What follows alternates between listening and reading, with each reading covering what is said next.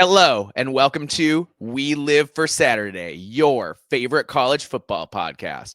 I'm your co-host, Mike, and with me, as always, is your other co-host, John. John, how are you doing this evening?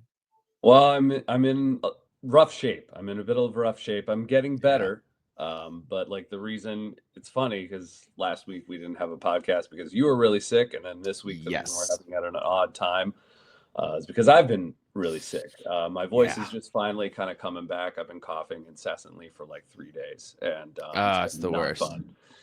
So if I do end up coughing, I apologize. I will be muting myself if that happens. So if it seems a little broken up coming from me, or I bow out from a question for momentarily, I will answer. Just know that that's what's going on. You'll probably be able to see it if you're watching us on YouTube. But anyone listening, that's what's happening. So please bear Yes. with us. Thank you. So yeah, we appreciate you as always. Last week I had the flu, so I was in rough shape, man. Yeah. Like there were several days in a row where all I could ingest was applesauce and like a little bit of water, and that was just it. It was no fun. The flu is no fun. So I was really sick, and now you're sick. So I feel bad that you're sick. But I am on the mend, so hopefully you'll be on the mend, or I've been on the mend for a few days now. So Yeah. hopefully you will start getting better soon as well. Yeah.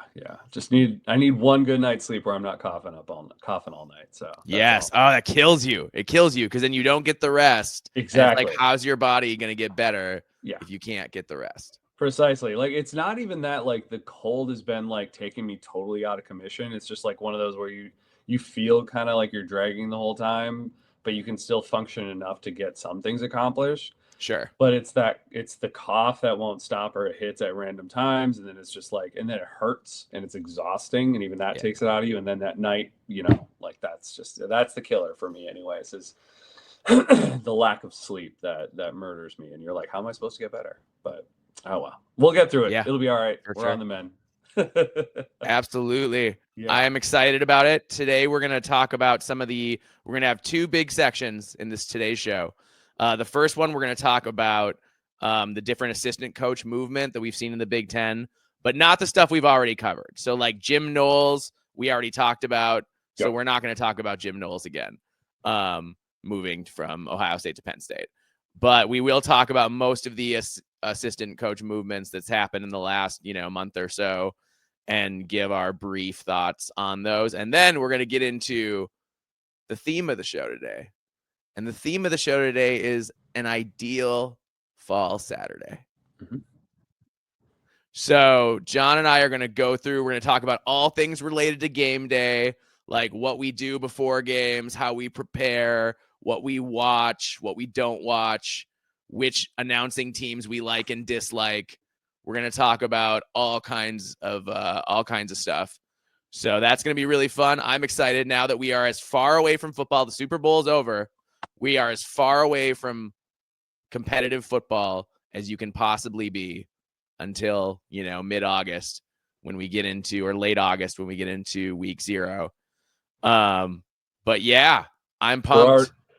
We're already dreaming, man. We're already dreaming about those crisp fall Saturdays, and that's why we're going to go over this and talk about it, reminisce, if you will. Yes, absolutely, and go and talk about the things that we love and don't love about college football. So yeah, I'm really excited about that, to talk about that, and we are dreaming of fall Saturdays already. And you know what I love about the offseason, John? What? It's undefeated. It's true. And especially if you won your bowl game. Mm-hmm. That was kind of like, that's kind of like an in-between season. It's kind of like a season of its own. It's kind of attached to this. It's like attached to the end of the regular season, but it's not quite the regular season. Yeah. So yeah. So I like feeling undefeated, and I'm going to feel that way for a while. I like it too. It's just the one thing that puts a damper on it, which already came out today, or at least recently, the last day or two, is I saw FanDuel putting the Big Ten win totals already. They're predicting for next year, which is of course always frustrating because I think half of them are just absolutely ridiculous, or the odds of winning the Big Ten. And I'm like, come on, man. Like I seriously question every time. We've talked about this before in the last couple of years of whether or not these people actually watch football I just don't believe it. Oh no, a lot of them, they don't. Yeah. They don't. And they've got some kind of formula that works pretty well that predicts that's right often enough, but they're also wrong all the time. All the time. Wrong all the time. Yeah. Look at the whole Big 12. Everybody who was supposed to win the Big 12 was terrible, and everybody who was supposed to not have a chance was awesome. Yep. It's true. So like anybody can like look at how many games you won last year, what do you have coming back, what are your recruiting rankings usually like, and how do you perform against those rankings? Like anybody can look at that and whatever. It's just I think it's annoying. I think gambling is a larger problem in our sport and in society in general. The TV networks have totally sold out to gambling on every level. And man, I can just say you can get in a lot of trouble gambling. There are a lot of NBA players who went broke trying to hang out with Michael Jordan. Seriously. Antoine Walker look him up. He went broke trying to hang out with Michael Jordan because he couldn't keep up because Jordan was betting insane amounts of money like a crazy person because he could because he was Michael Jordan, but everybody else couldn't. You end up in a lot of trouble. I had a buddy who was disinvited from Christmas one year. He has a Texas trust fund. Disinvited from Christmas because he was $125,000 in the hole. Dang. Okay.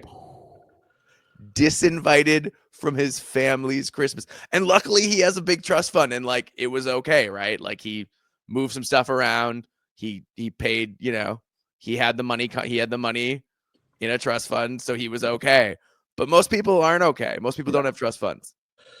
That's I don't. I don't. Nope, definitely don't. Yep. So like it's a really dangerous thing, and I think it's kind of irresponsible of all the different major sports leagues to encourage gambling the way they do and to embrace it the way they do, and they make it part of their programming, and it's all like it's pretty gross. Well, and you hear a lot of college kids like getting in debt even more so than they already are.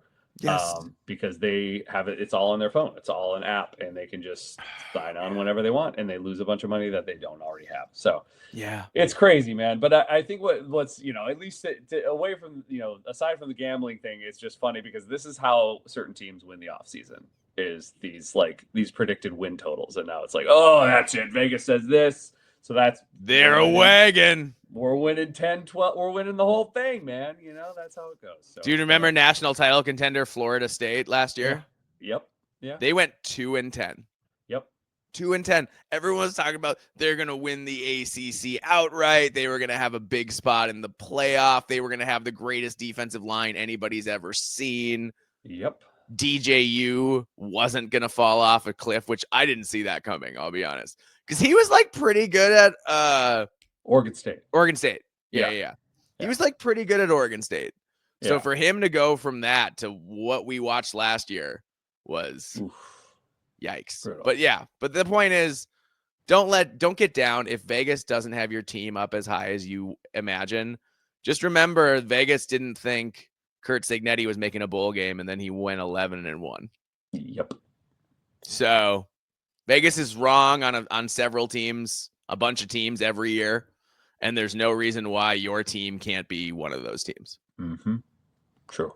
Take it from some guys from a fan base that gets where honestly, if we were gambling, we could make so much money just betting the over on Minnesota every year. Other than last year, like we would have won tons of money for the last number of years since PJ arrived. Yeah. We're constantly. It's like a cheat code. Yeah. I know, it's so funny. And then the podcasters who depend a little too much on gambling for their opinions and not enough on their own eyes go. A certain podcaster whom I won't mention by name, who I saw recently said had Minnesota between 5 and 8 wins, but probably on the 5 or 6 side in his expert opinion. I know exactly who this is, and it's pretty much the same story every year because of a certain every year. They're a rival fan, so that makes sense. Yeah. But, oh well. Anyway. But yeah, man, should we get into some of these coaching changes? Let's do it. Yes. And anything you want to say before we do it? As always, yes, if you want to find We Live for Saturday, you can find us on YouTube, Spotify, Apple Podcasts, and Podcast Addict. You can find us on Twitter at We Live for B1GSat. You can find Mike here at Alibaba26. And you can find me, John, at Norwegian Gopher. You can also email us, We Live for Saturday, B1G@gmail.com. Awesome. Well, thanks everyone for coming along for the ride. So we're just going to start. We're just going to talk about some of these changes, our brief thoughts, coaching changes, assistant coaching changes in the Big Ten, our brief thoughts on them. And then we'll just, we'll work through that and then get to our ideal fall Saturday, which I'm very excited about.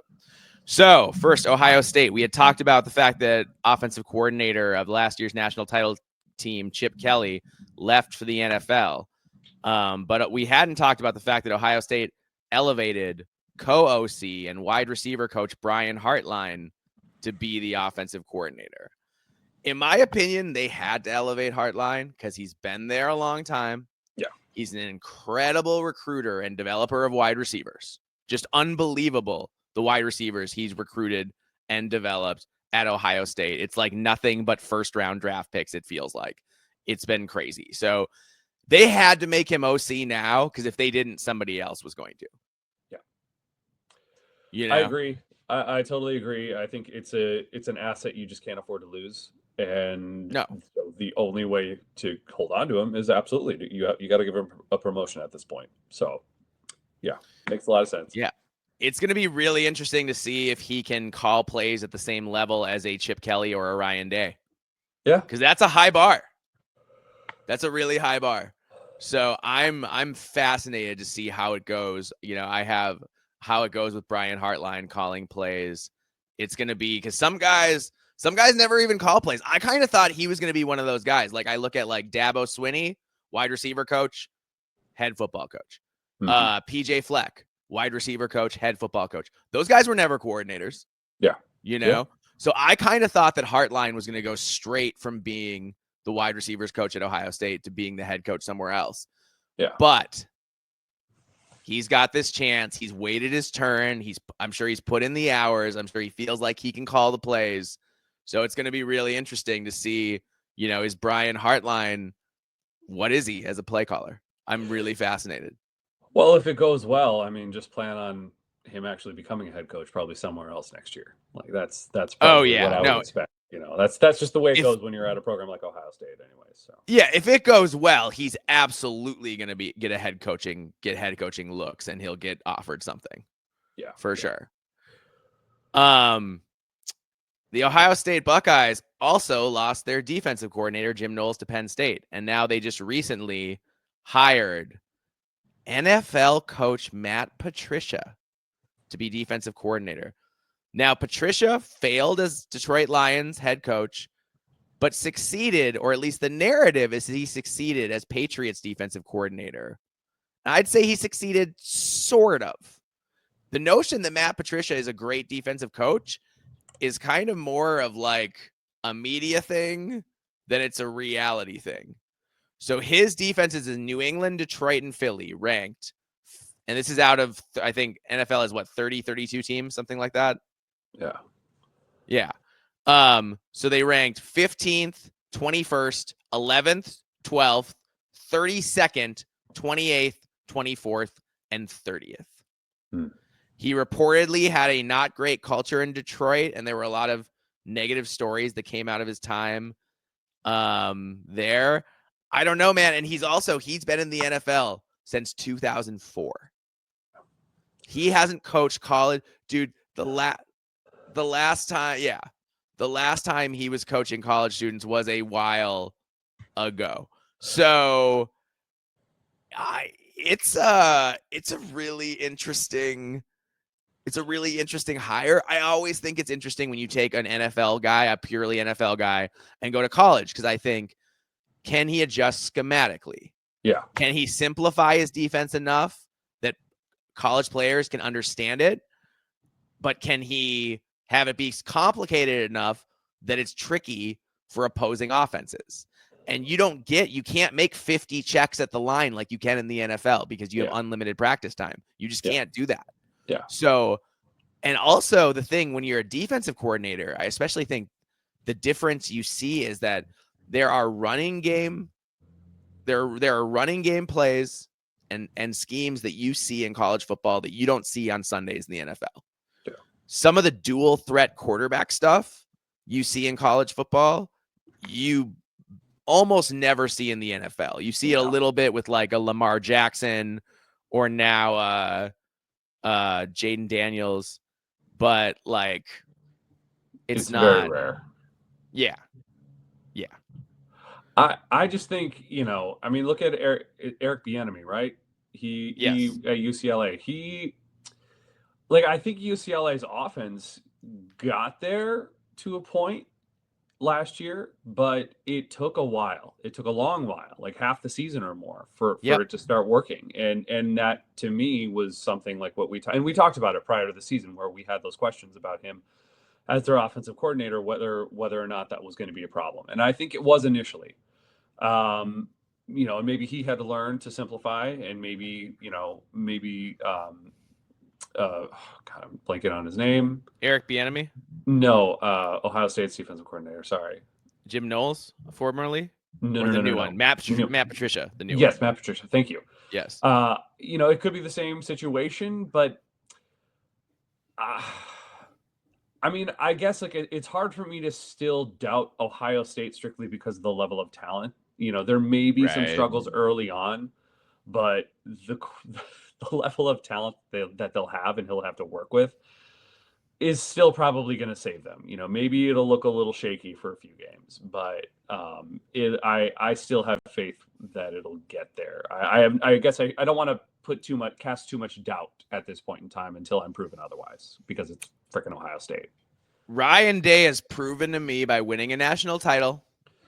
Going out, he got Jim Knowles. He went out and he got Chip Kelly. He got Jeremiah Smith. He got all those players, and he won a national title. Yeah. So Ryan Day has earned the benefit of the doubt from me, in my opinion. So I am going to assume that this is going to work out. But there could be some bumps, and Ohio State starts the year hosting Texas. So there's no runway, right? Don't write the Buckeyes off like the way people wrote them off after they lost to Michigan this year. Don't write the Buckeyes off if they lose to Texas to start the year. No. Because that's going to be a team, again, that's going to be impossibly talented. And dude, whoever wins the quarterback job, whether it's Julian Sayin or Tavian St. Clair, those guys are both probably more physically talented than Will Howard. Yes. Not saying they're going to be better players. That remains to be seen, right? Will Howard turned himself into a fantastic college football player. Yeah. But those guys are freaks. Yeah. Sayin has a huge arm, and St. Clair is apparently St. Clair was rated 100 as a recruit by 24/7. I didn't even know you could get to 100. Wow. He's crazy. Both he and Bryce Underwood at Michigan, the quarterback incoming, are both rated as perfect recruits by the best recruiting service, which is 24/7. Not a sponsor, but we would be open to that.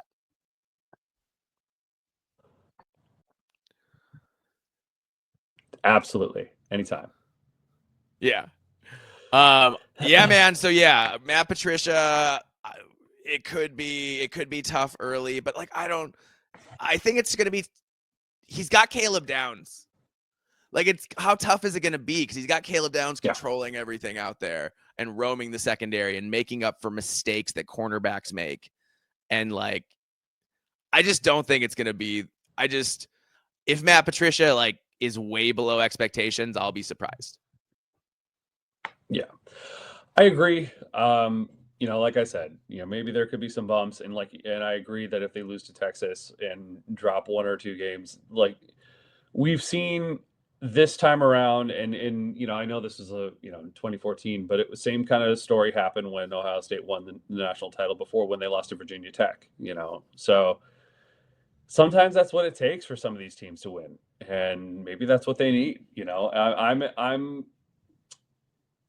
I am excited to see what's going to happen. I'm really excited to see a lot of new faces with Ohio State. I feel like some of those guys have been there forever. Oh, they have.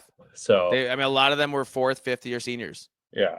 So we'll see, but it's going to be exciting, man. And I still have faith, like you said, until we're proven otherwise.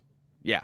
Ryan Day. Yeah. Until someone convinces me otherwise, I'm probably, spoiler alert, probably going to pick Ohio State to make the Big Ten title game. Yeah. I don't know if they're going to win, but like, if you ask me right now, are they going to make it?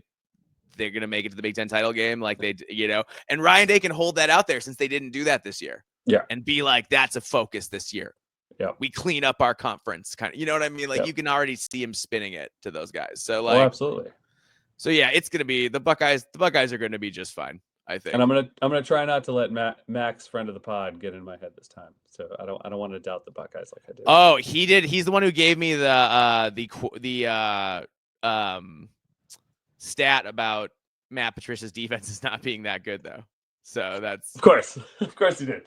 But again, he didn't in the NFL. He didn't have the talent advantage he's going to have at Ohio State. Yeah. So it's kind of a different ballgame. I think he's going to be just fine. I agree. The USC Trojans announced that they've hired another longtime NFL coach, Rob Ryan. He of the long, flowing, silver locks, like a lion kind of vibe, as their new assistant head coach for defense, as well as their linebackers coach. Lincoln Riley said Rob Ryan is one of the most accomplished defensive coaches in NFL history.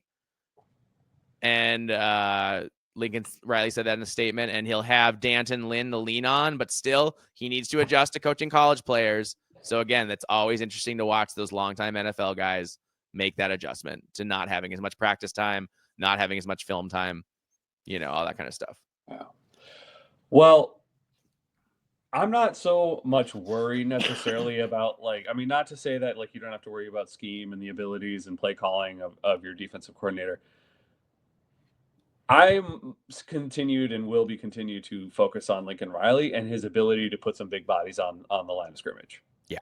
Because until he does that, I don't care how good of a play caller you have on defensive coordinator at this point in the Big Ten. Yeah. Not say it doesn't help and you can't win games that way, but there's going to be plenty of teams where it's not going to get you to where USC wants to go. Lincoln Riley wants to throw the ball, and last year his pass protection flat out wasn't good enough. It was awful. Yeah, it was bad. And he refused to run the ball, even though they were a very good run blocking offensive line. Yes. It's not that so he's got to fix that. He's got to have the team that he's willing to coach. He's willing to coach a team that's going to pass the ball more. So he better have a team that can pass the ball more. Yeah. Well, and also a team, his defensive line has to be able to stand up against some of those offensive lines as well. And I mean, they did okay, I think, for the most part, better than I thought, but still not great. He's just got to get size, man. Size matters in this conference. And they have the ability to recruit that. So I hope that they can, for their sake, that they can make that happen, because that's going to be imperative for them to get to where they want to be, to win more than 7 games, because otherwise it's just not going to happen. It's going to be really interesting to see if Lincoln Riley can make a breakthrough this year, or if he's going to have another year, because I don't even think they can afford to fire him, really. So it's going to get really uncomfortable if he has another bad year and he's coming back in 2026, Well, the thing is what teams are doing now, and I just listened to a podcast today that was talking about how in debt certain schools are, including Ohio State, because of how much money they were willing to spend on getting a national title. And sure. Ohio State is not amongst the only one. There's tons of them all over the country. But is USC willing to do that? Are they willing to if, let's say, Lincoln Riley only wins 6 or 7 games this season, are they willing to pay out his buyout and then on top of that spend the money to buy, an even better coach? Dude, his buyout is huge. I just don't think they can afford. They need him. This is like a dance with the one that brung you kind of thing. This is they need this to work out. Yeah. Well, and Lincoln Riley's got to change his best as a play caller. He's got to know when you have to run the ball, and he has to hopefully they made some noise in the portal. Yeah. So the question is, did they get the right guys? We'll see. We thought they had him last year, or certain guys, anyways. Not at the line of scrimmage, but skill position, and even some of those skill position guys didn't turn out. So No, a lot of them didn't. Some of yeah, them are in the transfer portal too. yeah. All right. Next, moving on over to Dinkytown, Minneapolis, and the Minnesota Golden Gophers. Defensive line coach Winston DeLatta-Budaire headed to the NFL to become an assistant coach for the Arizona Cardinals. And former running back coach Nick McKissick-Luke accepted a coaching staff position also in the National Football League with the New York Jets. So I'll say, first of all, PJ Fleck continues to have coaches who are in high demand. Mm-hmm. He's a good job of, he's got an eye for young coaches, and he picks coaches that get a lot of attention in a short amount of time. So yeah, if you're a coach who's an assistant coach and you want to have a shot to move up, like PJ Fleck will provide you that shot for sure. Yeah. With an open running back coaching position here in the Twin Cities, Minnesota, it looks like, has hired South Alabama's Jaden Everett for their running back coaching vacancy. Everett is a coach with strong Midwest ties, born in Kansas, played college ball at Indiana State, coached at Michigan, Akron, Central Michigan, and Indiana State, among other schools. He'll be expected to recruit the next great Gopher running back to take over for Darius Taylor once he leaves in a year or two. So there's a lot of pressure on Everett to come in to get up to the 2026 like level, being there, recruiting that class as fast as possible up to speed.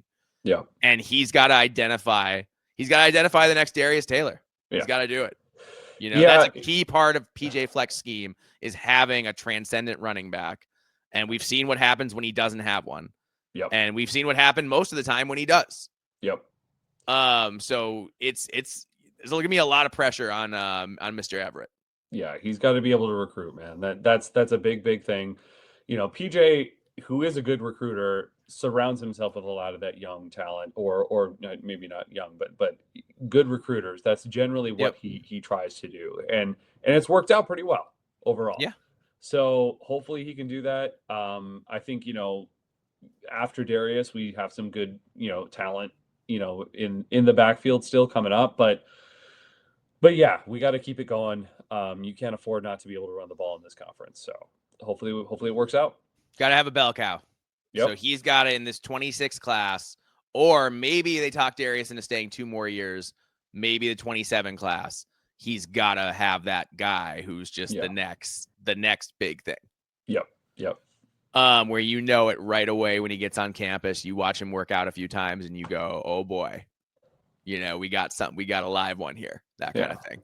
So yeah, it's going to be really interesting to see. Winston DeLatta-Budaire, to go back to him heading off, the new defensive line coach is former Rush Ends coach Dennis Doughton Carter. So he's been with the program. He's been with Minnesota. Before Minnesota, he was Yale's assistant head coach, co-defensive coordinator, and defensive line coach for the 2022 Ivy League champions. Had a couple guys get second team all Ivy honors under his tutelage. Well, the defense finished 5th in the country in scoring defense and 7th in rushing defense. So Minnesota has recruited and developed well at D-line, and it'll be up to Dennis Doughton Carter to continue to recruit well. Minnesota's had some of their highest rated recruits on the D-line. Yeah. I think that's why you've seen a lot of success, is that Minnesota's been as competitive as they've been on this line of scrimmage consistently. With Brian Callahan on offensive line as a stalwart coach, and then on the defensive line, just different coaches, but recruiting at a pretty high level. So yeah, man, it's these guys. I'm excited for him. I think he's been waiting his turn to get a shot, and Doughton Carter, he could be really good. We'll see. Can he recruit at a Winston DeLatta-Budaire level? That's what we're gonna find out. Yeah, and that's the biggest loss I think with losing Winston was the recruiting aspect, is that he was so good, fantastic with recruiting. And it's been said that people think PJ has a ton of energy. Well, apparently Winston was like double that. Oh yeah. So and a lot of these kids really were attracted to that, and I think he was able to be that relatable kind of mentor, because he was still young enough to kind of be able to connect with these kids. And so Winston was 25. He's 25, man. 25 already an NFL assistant coach. That's pretty wild. That's amazing. Yeah. So Yeah. congratulations to him. But that's going to be a big loss, and we're going to see. We're going to see what happens. Hopefully, hopefully it's okay. I mean, I think the talent is there. That's going to be all right for this year. But yeah, again, if you can't recruit, well, could be problematic in the future. But hopefully not. Yeah, hopefully he can. Yep. I mean, he did all right recruiting rush ends, so we'll see how he does recruiting the whole D line. Yep. Jedd Fisch, let's go to Washington. Jedd Fisch lost both of his Nepo baby coordinators. Yeah. Steve Belichick went to work for his daddy at the University of North Carolina. And Brennan Carroll, the offensive coordinator, Steve Belichick was defense. Brennan Carroll went to work for his father, Pete Carroll, with the NFL's Raiders. So it's just funny that Fisch hired not one, but two Nepo baby coordinators and lost both of them within a year to go work for their respective daddies. That said, the replacements look good. I'd say potentially a new defensive coordinator, Ryan Walters. Although my only question with Walters in Washington is he likes to play press man a lot. Yeah. And he did that at Purdue even when he didn't have the personnel to run it, and they got torched. Yeah. So is he going to be willing, especially that first year or two maybe while he's recruiting to his scheme, is he going to be willing to play more zone defense and sit back a little bit and maybe say, maybe we don't have all conference corners that we can depend on to step up and just play man to man and shut guys down? Well, I think he's going to he might have a little bit more talent, in the cover there at Washington, but I agree with you. I think, but not like he had at Illinois when he had three top 4 round NFL draft picks at the same time. He doesn't have that yet. No, he's going to have to adjust to that. But I do think that he's a smart coach. I think he's a good defensive mind. I think he's a good hire. I do think it's a good one. It just may take a year or so to kind of get to where he really wants it to be. But I think it could be okay though this year. I think it might not be bad. It just might not be fantastic either. But it'll be a little bit of an adjustment. But he's good. Yeah, and then the new OC is going to be Doherty, who's been a good position coach, probably earned a position like this being a good position coach. So it'll just it'll be interesting to see how he does now that he's the OC. Jedd Fisch is an offensive guy. So I kind of think that he's going to be guiding that offense. I think the offense will probably be fine. And Ryan Walters is an exciting defensive coordinator. So Jedd Fisch, I think, he had some big shoes to fill, clearly. Yep. And I think he did a pretty good job filling them. You mentioned UCLA before. UCLA fired offensive coordinator Eric Bieniemy and replaced him with Indiana's Tino Sunseri. So the question is, why would Sunseri leave the relative stability of Indiana after 1 year of Curt Cignetti for going to, I think, UCLA, where things are a lot more in question with Deshaun Foster? Like, we do think Deshaun Foster did a good job last year, but, he didn't do what Curt Cignetti did. So I don't have a great answer for that, but he must believe in himself and think that he can really get the job done. The Bruins swiped a young ascendant coordinator from a high-flying, at this point, conference foe in Indiana. So I think it's a really good hire. I think Deshaun Foster saw that he hired the wrong guy and he got rid of him. And now he's bringing in a guy who has a better track record. Yeah, I think it's a steal, man. I really do. Yeah. It's kind of wild. I agree that you would leave Indiana, which is doing very well. And I think we'll still have a really good season. Probably not 11 wins, but if I had to guess right now, but I think still probably really good this next year. Yeah. So it is a little odd of a move for him, but maybe he just he wants the bright lights. He wants to be the man. He wants Clearly. to be the man. He wants to be the man. Himself. So I don't know. I can't hate on that. Maybe he sees a path to a head coaching job. Maybe if Deshaun Foster, doesn't do well, he'll have a shot at that. I don't know. Who knows? Ooh, interesting. Palace intrigue. Yeah, just add some drama to it, So yeah, throw it in there. Well, I think Deshaun Foster's doing okay. We'll see how he does next year. Yeah, I think this was an encouraging. I thought this was a good hire for him. Yeah. Like you said, I think it's a steal. Yeah. Yep.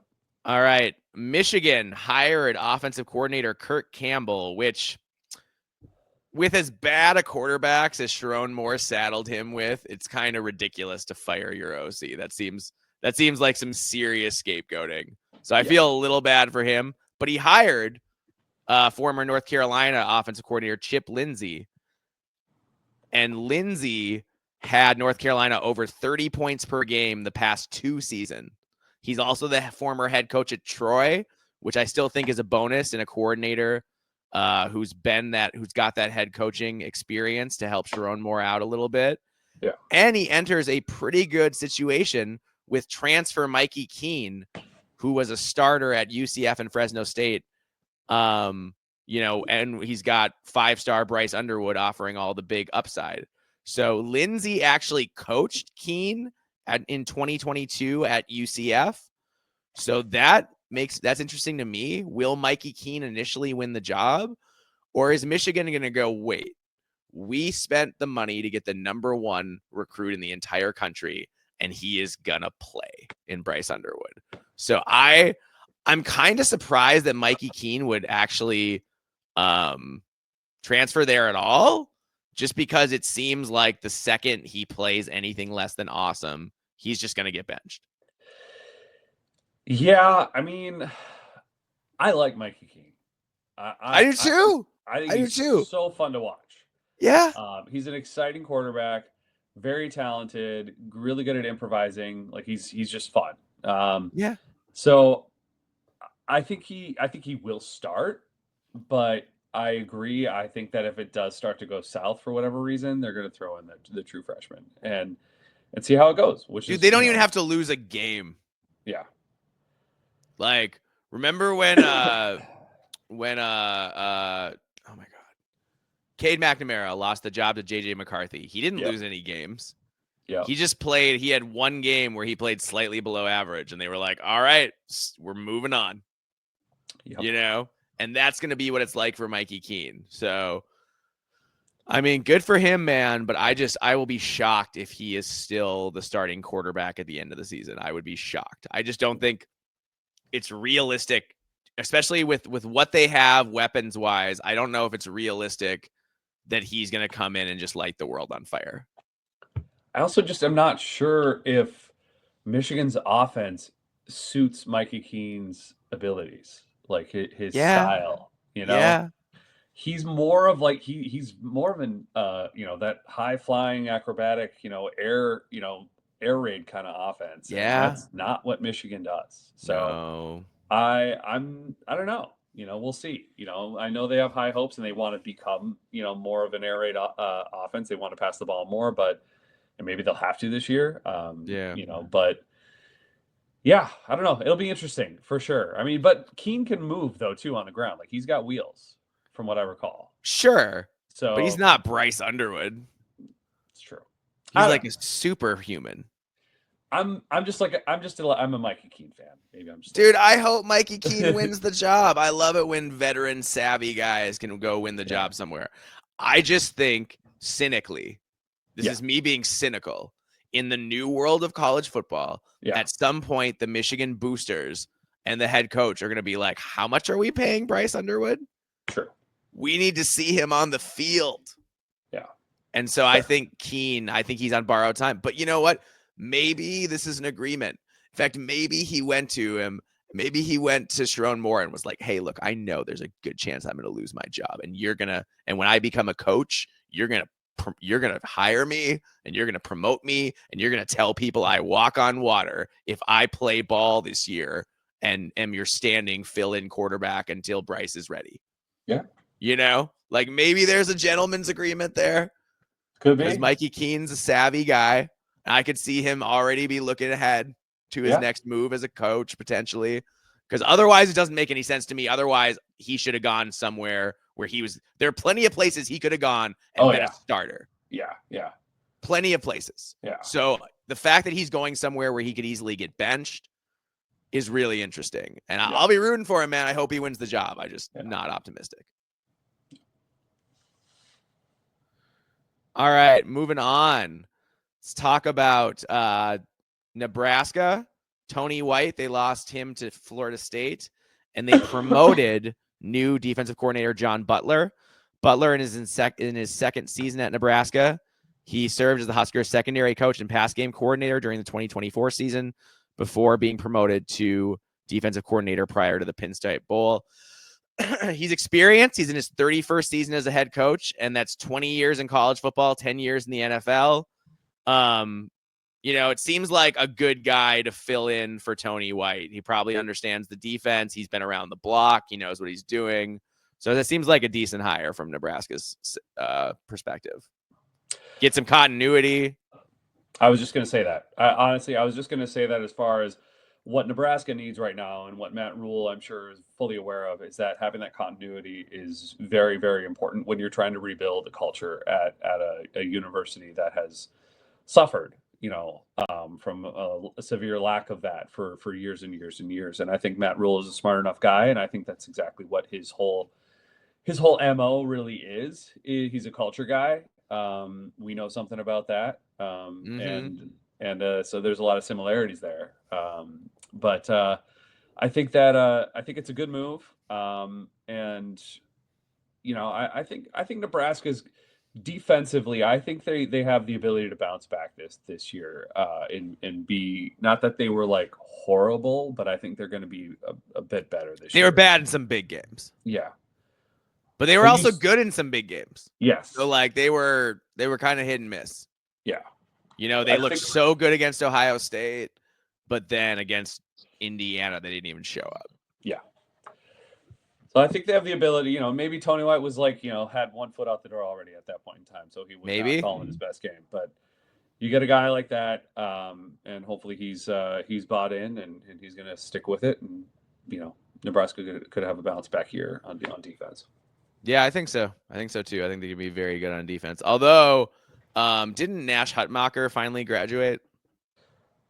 I think so. Yeah, I think he's gone. Finally. I think he's gone. Yeah, I think he's gone finally. So our long regional nightmare is over. That's good. Yeah, I'm glad. I'm glad we don't have to deal with him anymore. I mean, like, sorry, Husker fans, but yeah. Hutmacher, and to Nash, I hope you have a great NFL career. But I am not sad that I won't see you in the Big Ten again. No, he's a beast, man. All right, we've mostly been nice about these coaching hires. You ready for me to be not nice? Yes.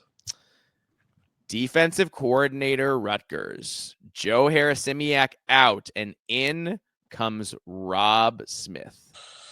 Oof. Harasimiak became the new head coach at UMass, which, God bless him, somebody has to do that job, and I guess he wanted to be a head coach enough to take arguably the worst job in all of college football.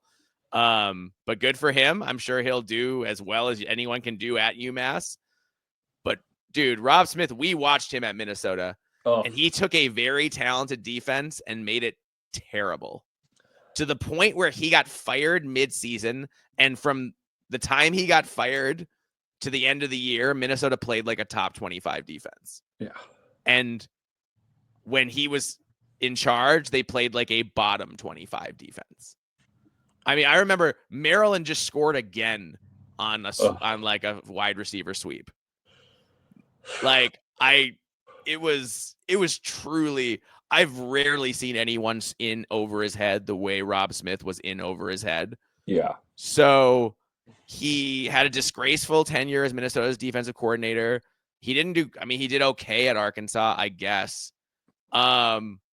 If Smith is calling your defensive plays, then I personally believe that Rutgers is in a lot of trouble. Yeah. So don't be shocked if it goes so poorly in September that by October, Greg Schiano is calling his own plays.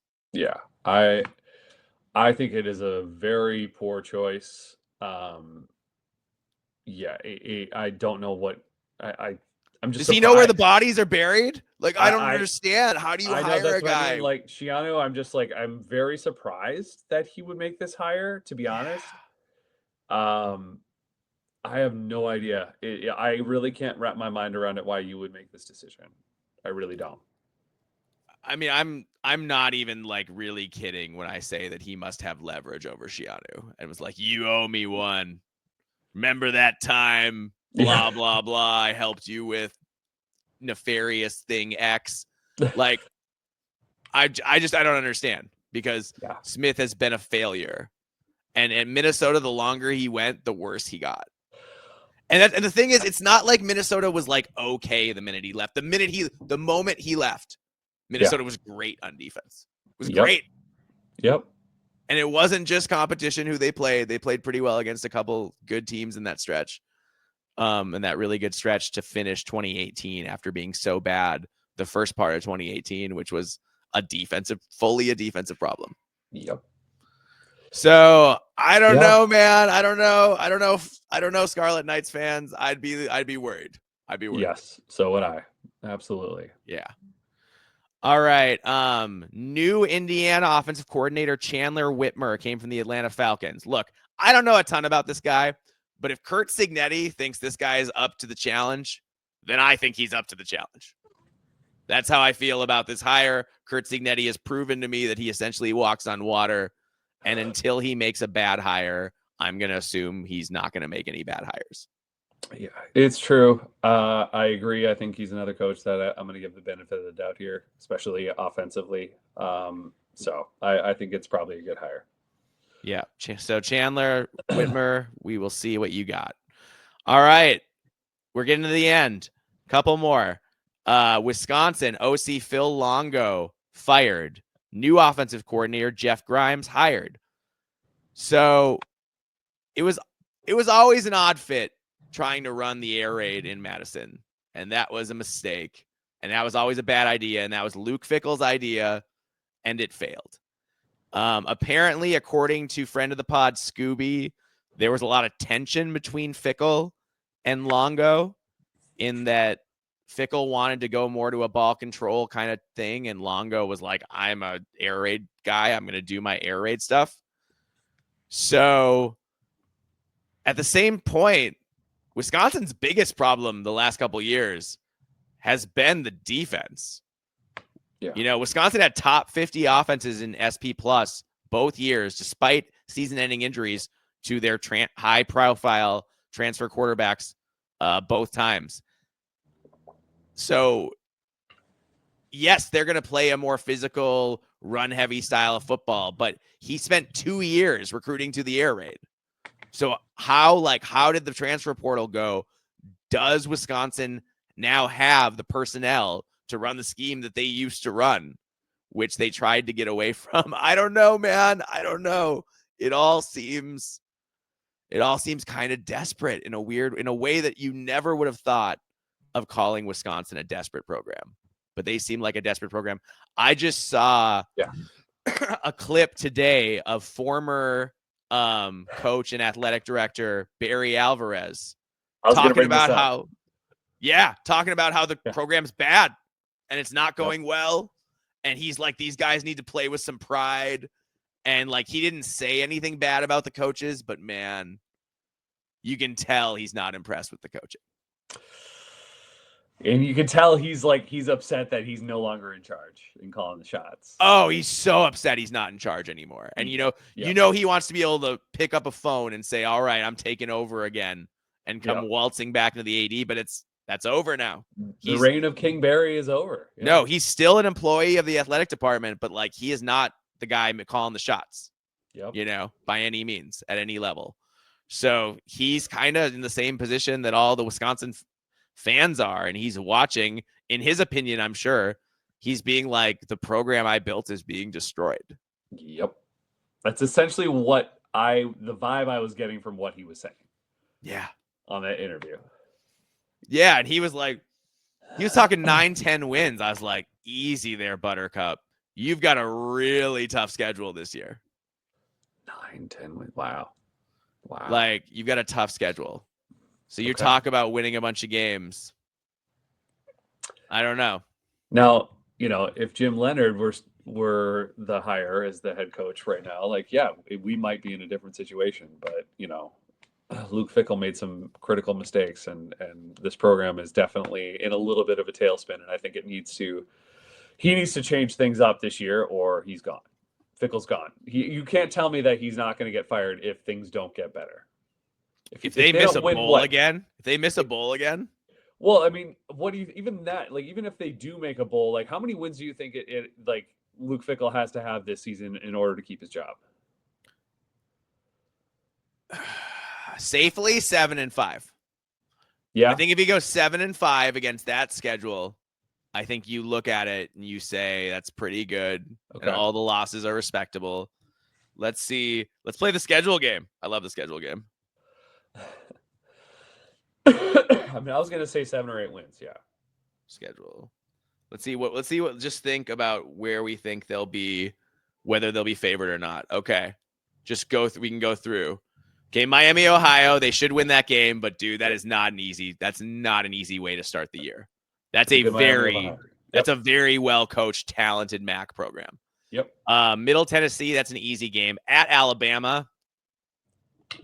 Probably not going to win that one. Maryland, I'll give you a win. So that's 3. At Michigan. Probably not. Versus Iowa. Hard to say. I'd say that's a coin flippy. So we've only got 3 for sure wins so far.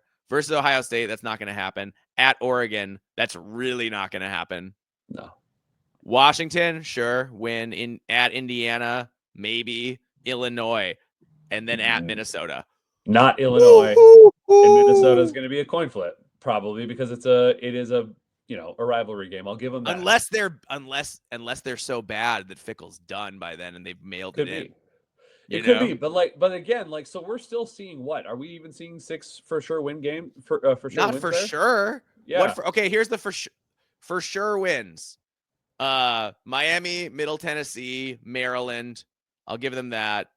Washington will give it to them right now. So that's 4. I see 4 for sure wins.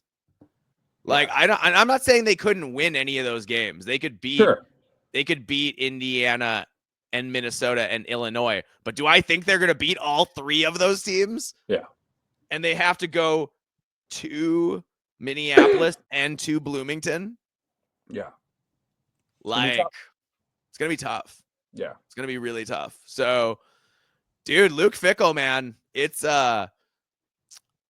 interesting now that it's over and we can say, but friend of the pod, Phil, was convinced that he was going to ditch Wisconsin to be Ohio State's defensive coordinator. And I was like, that's not going to happen. And it didn't. Yeah. But now Luke Fickell's on the clock, man. He's gotta break through and have a good year. And dude, having a good year is going to involve beating he's going to have to beat several good teams.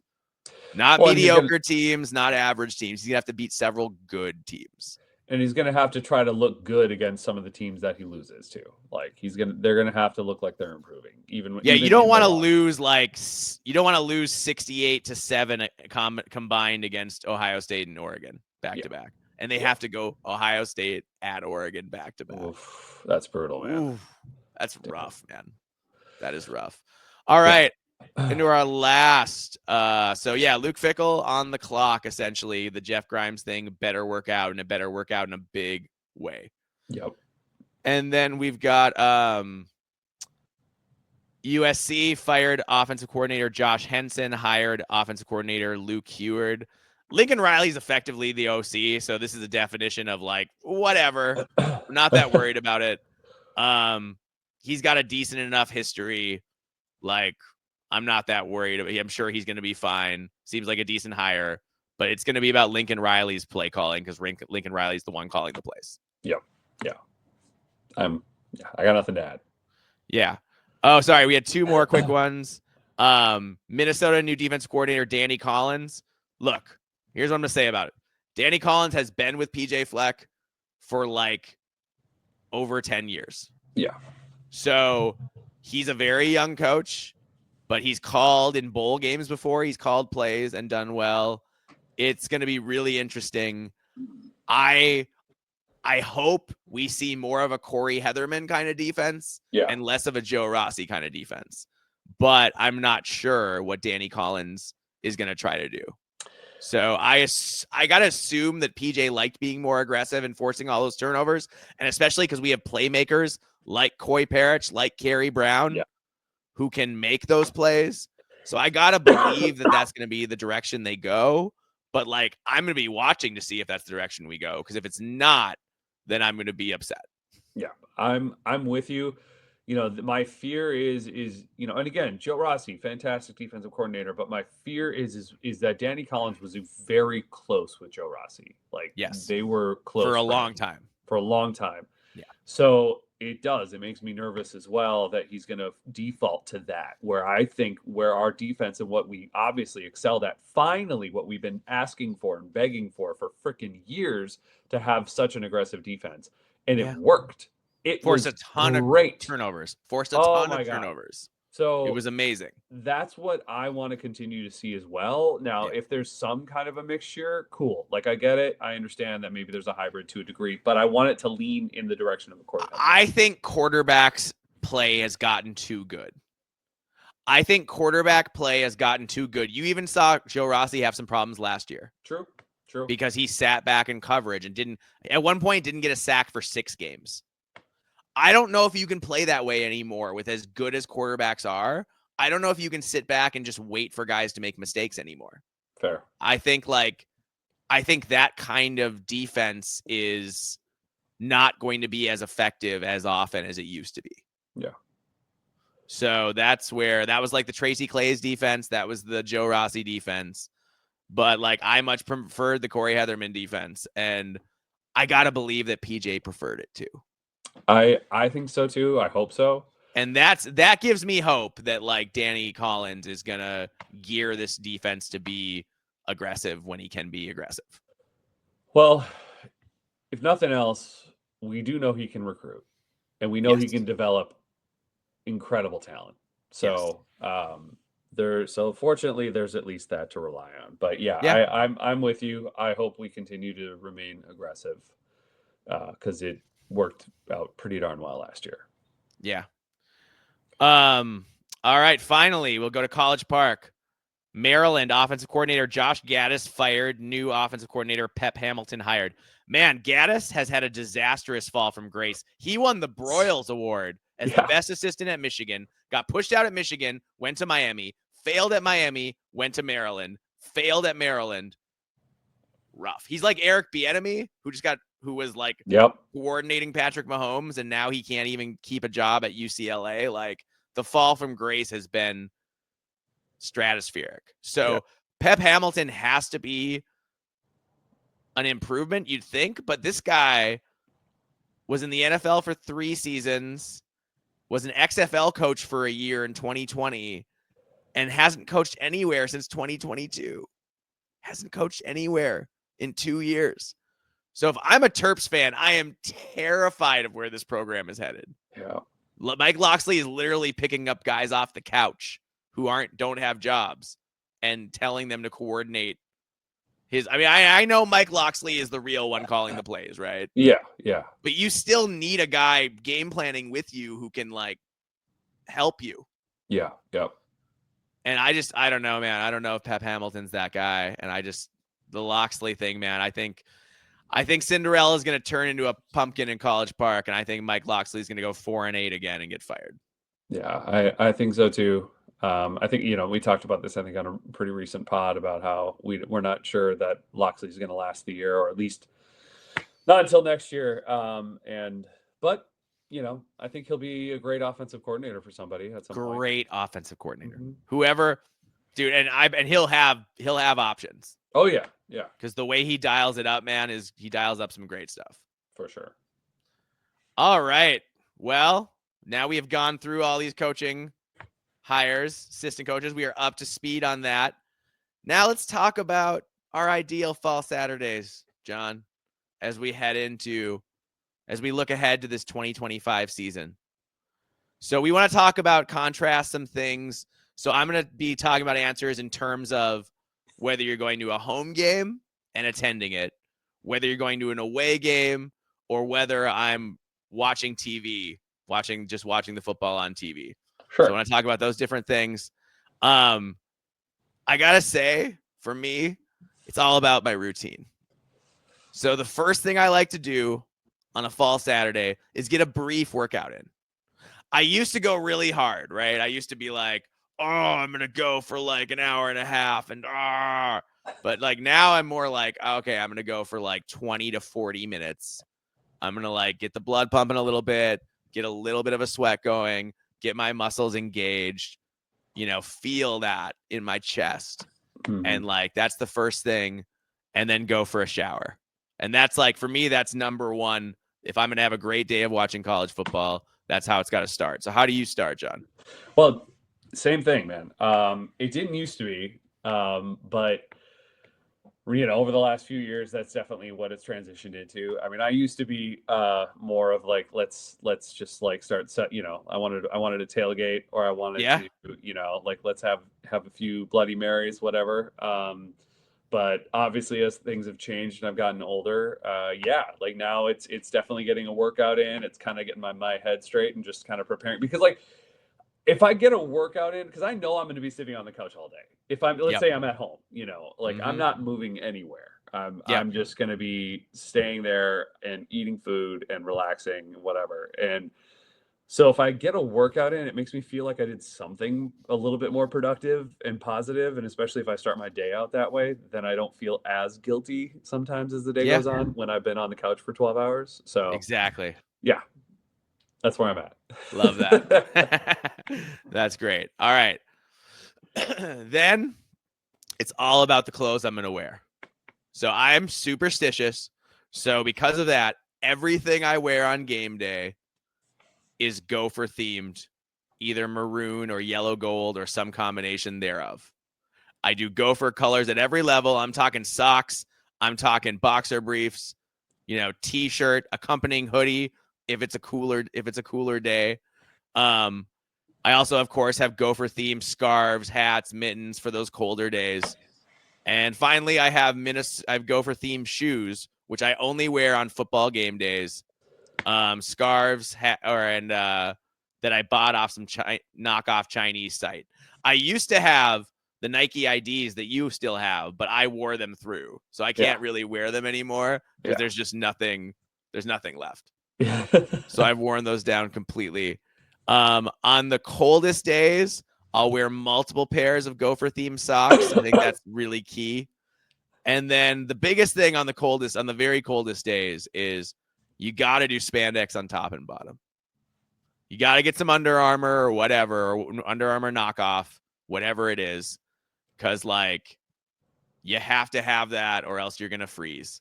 And then I layer all my Gopher stuff over the top of that. So I kind of prefer it when it's cold, because then I can wear more Gopher gear to the game at a time. Yes. But it's important for me to hit all those layers. And then on warmer days, I always bring a change of ball cap and a change of t-shirt in case we aren't playing well. At the UCLA game in the Rose Bowl last year, I changed at halftime. I had on a maroon shirt and a yellow cap, and I changed to a maroon hat and a gold shirt. And needless to say, that change of clothes led the Gophers to a better second half and route to victory. I was on the phone with you at halftime, and I heard you asked me about it, and some other fan heard you say it to me, and the guy said, "Yes, do it." Like told you to do it. So it worked. So I ripped off my shirt right there. Yep. So you're welcome, Gopher fans. That's why we won. You can thank Mike Allen. Yes. And it didn't hurt that we had about 15,000 Gopher fans there screaming.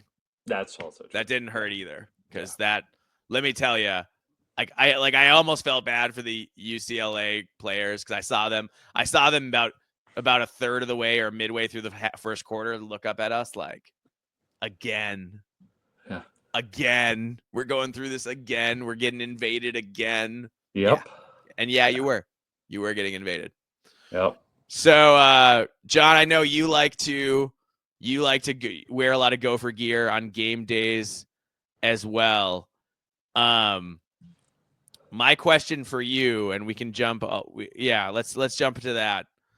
Where do you come down on jerseys and jersey culture? Okay, so for me, like, I don't want to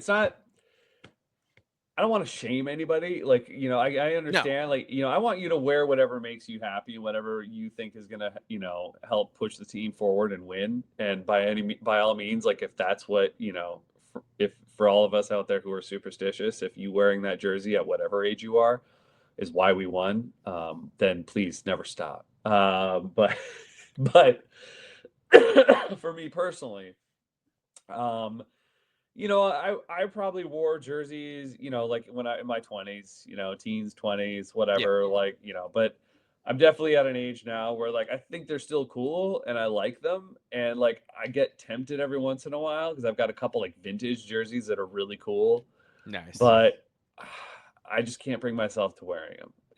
And so I'm at a point now where I'm not into it, but I'm almost 40. So, that's kind of where I'm at. Yeah.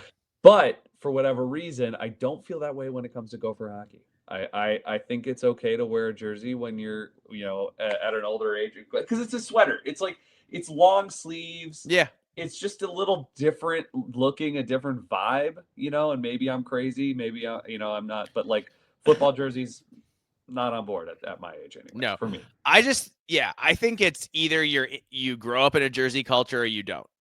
Sure. Right. And jerseys are not heavily emphasized at the U of M. They're something that like Sure. that kids wear and students wear and things most of the time. And I've had jerseys in the past, especially as a kid. But like you don't see there are some adults who wear jerseys, but not very many who attend Gopher football games. True. So I just am much more like I just like the t-shirt or hoodie look more with a ball cap more than I like the jersey look. And that it comes down to that. Whereas friend of the pod, Phil, is an Ohio State fan. Man, dude, I wore a jersey to the shoe and I went to the game with him a few years ago. And huge jersey culture. Like half the people are wearing jerseys at least. Yeah. Right. And it's like, it's just either you have a jersey culture or you don't. Like, I'm kind of glad we don't because I would rather wear a t-shirt or a hoodie. But if I had been raised in it, I might feel totally differently. I might be like, oh yeah, jerseys. Of course I wear my jersey, Sure. Yep. No, I'm with you. I'm totally with you on that. I think that's a good observation. I think if you grew up like a Buckeye or Michigan fan, then it might be different. Yeah. So now next up, food is really key. So if it's a game I'm attending in person, unless it's a night game, I'm usually too jacked up to eat much before the game. If it's a night game, I force myself to have a meal because like it's gonna be a long day. You need something, but I'm just way too tense for a big meal. So I usually have like an apple or something before a big home game, and that's it. And it's important for me to have it all planned out for what I'm gonna do once the game is over, because by that time I will be hungry. So, and I do the same thing whether it's an 11 a.m. game at home. I just have an apple or until after the game is over. If it's a later afternoon or evening kick, like I said, I eat a proper breakfast because my nerves aren't quite as bad for games I watch on TV versus in person. Like I still get very nervous to watch the Gophers on TV, but it's not as nerve-wracking as being there when you feel like you need to contribute, Yeah. Because like I take that seriously. Like you're going to a game. You're not just going for yourself. Like, yeah, I'm going to have a good time and that's great. But I'm also going to create a home field advantage and be really loud for 3.5 hours. Yeah, I'm with you. I think, when I'm at home watching a game on TV, like I'll eat. I would, I'd love to have, maybe, have some wings, order a pizza, do all that traditional stuff on game day. Like that's a lot of fun. It's just like kind of the tradition aspect of it, of feeling that. But yes, going to a game, I go fasted. I don't eat. I maybe drink way too much coffee. Is what I'll end up doing, and which also just keeps me going. And then also like being in that fasted state, like keeps my energy going is, for me. And I just feel like, but then agreed, as soon as it's over, I'm freaking starving. As soon as I know that we're not going to lose or we are going to lose, either way, as soon as I know what the outcome of the game is going to be and my stomach can relax a little bit, then I'm like, oh yeah, I'm really hungry. I'm glad you went to beverages. I'll say like in my younger days, I would drink some beer before or while watching football. Same. But I realized a long time ago, like still in my 20s, that I want to be sharp on game days. Right? Yeah. And drinking beer kind of gets in the way of that. So for a long time now, I drink two things on fall Saturdays. I have water and I have Diet Coke. And it's a balancing act, especially if I'm going to the game. Like if I'm watching at home, if I'm watching TV, I'm not as worried because the bathroom's more accessible, right? Sure. But like on a game day, if I'm going to it, I want to drink enough water that I'm not dehydrated, but I don't want to drink so much water that I have to piss a bunch of times. Yeah. So that's really important to me.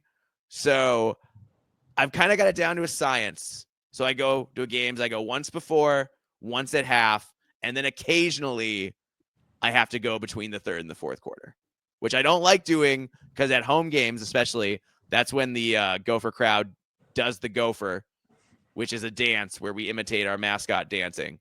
And it's a lot of fun for everybody. So I usually want to be in place for that. So I try to keep it down to only like one bathroom trip during an actual game. Yeah. I mean, I used to drink beer, Bloody Marys. I would definitely join in with the crowd, partying and who knows whatever else I could consume. It didn't matter what time of day it was. It was like I just wanted to have fun. I wanted to party. I wanted to have it. It was exciting. It was a lot of fun. I wanted to be part of that culture. But now, I'll have coffee, and then water, and that's about it, man. And yeah, maybe I'll have Diet Coke here and there, but like that's kind of that's it, my go-to. So pretty boring now these days, but it's what gets me through. And I guess on like colder games, I might run down and get like a hot chocolate or something like that. Sure. If I'm there, if I'm at the stadium, I'm glad you brought that up because when I love colder games because I go Diet Coke, no ice. And I just let Mother Nature take care of it for me.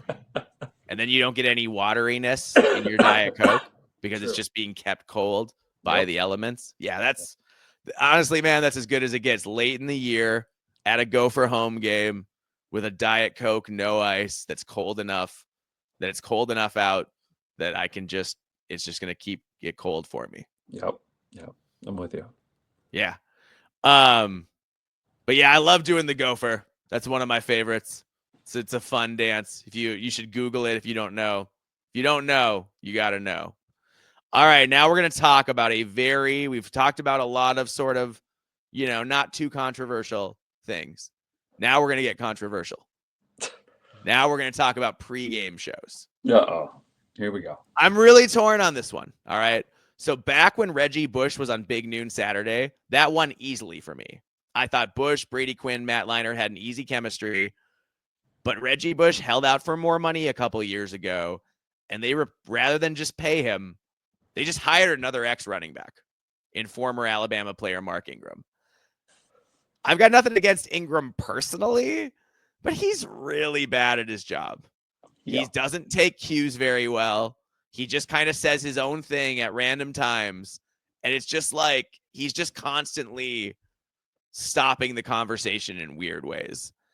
And it damages the otherwise solid chemistry on the panel. I also just dislike Urban Meyer on a personal level. Like, I just don't like him. And I can't respect him after everything, all to the whole clown show that came out about him in Jacksonville. Yeah. And I just then you look over to College Game Day and you've got Nick Saban, whom I also dislike. And yes, Saban's better than he used to be. And once he became a grandpa, he became a lot more tolerable and a less grumpy. And his players became a little less scared of him all the time. So those guys both bring good coach schematic and coaching insight to the table. But then I have to overlook my personal dislike of them to watch them talk ball. Yeah. But then you look back at Game Day, you can't deny that Pat McAfee has brought a new energy to that show, which has improved it. I think it was a really smart move to fire David Pollack, who was, on top of being annoying, a jerk. Yeah. So a flat out jerk. And I won't go into why, because I'm not going to give him that much credit because he loves adding himself. He loves searching himself. I know that. So David Pollack, getting rid of him was great. I think, he was a sourpuss. It's just been a net benefit from the show. And I'll be honest, I don't like the barstool sports and broification of sports media in general, but McAfee specifically on Game Day is good energy. I don't always like him. I don't always agree with him. I think he enables Aaron Rodgers in a really bad way. So I don't respect any of that. But on Game Day, he gets pumped up. He learns all the little cheers of the different teams, and he shouts them out and he calls back and forth with the crowd. And It's a good time. So, and then the last up we have, Big Ten Tailgate, which is now 2 shows. It's Big Ten Tailgate and then Countdown to Kickoff. So if you want a solid breakdown of each upcoming Big Ten game, that's a good show. Jerry DiNardo, Howard Griffith, they aren't on Big Ten Network as much as they used to be, which kind of sucks. Shame. But they're on that show still, and that makes those guys make for a decent watch. They'll get you ready for the Big Ten games you're going to watch that day. So if the Gophers have an intriguing matchup that's not going to get national attention, I'm always curious about what those guys are going to say about it. So, John, how would you rank the shows in how much you watch them? Well, being such a strict, I because we have to, I do pay attention to, all of college football as best I can, but I really am such a die-hard Big Ten fan that I mainly watch Big Ten Tailgate. I mean, that's my go-to. I really enjoy the segments that they have that are always kind of fun, that they give a little history into the university or different programs and things like that. So like it's really informative in other ways that you don't get from Big Noon Kickoff or especially ESPN game day. Generally that's not a thing. So I think it kind of, I think I appreciate the depth that they go into, and obviously it's a little easier. They're not covering nationally. They're covering just the Big Ten Conference, so I'm sure that it makes it a little easier to simplify. But I also just like the personalities. I think it's I think it's entertaining enough. I really like Brock Vereen. I love Jerry DiNardo and Howard Griffith. I think they're just a lot of fun to watch and watch them go back and forth and give each other, crap. That's a lot of fun. So to me, that's just where it's at. Those are mainly the games I'm watching anyways. So I tune in here and there to some of the other big matchups of the day, but I really, really, really focus in on every Big Ten game, and I don't care who's playing. I don't care if it's Purdue and Northwestern. I will watch, and I find it fascinating and I find it interesting. I just really love this conference, and I'm not trying to suck up. I just generally feel that way. But then after that, it's definitely big Kickoff. I like what they're doing. I think it's a little new. I think have some different takes. I like some of the people on there. It's not perfect, but they do a good job covering things nationally. They're not as annoying as what I found ESPN Game Day to be. And they're a little less, they're not as biased, man. That's what I got so sick of. It's true. To be totally honest, I haven't intentionally tuned into ESPN Game Day in I don't even know how many years. I just can't. I couldn't do it anymore because of the fact that it's so blatantly biased in favor of the SEC, and they don't cover a lot of the. And it's if you're not a helmet school, you don't matter. And I understand those are the big that they're doing.